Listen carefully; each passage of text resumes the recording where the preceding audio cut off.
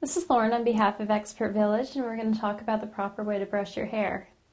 Start out with a brush. You don't want one with very harsh bristles. You want something that's easy to use, and depending on the type of hair that you have, you want something that's going to work well with that. So when you go in to buy a brush, take a run through your hair and see how it works for you.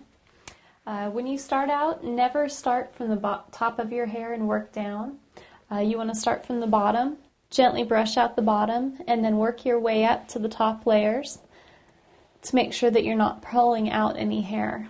You never want to tug a brush through your hair, and also be extremely careful when your hair is wet because it tends to pull and drag through your hair, and you tend to lose a lot more of it.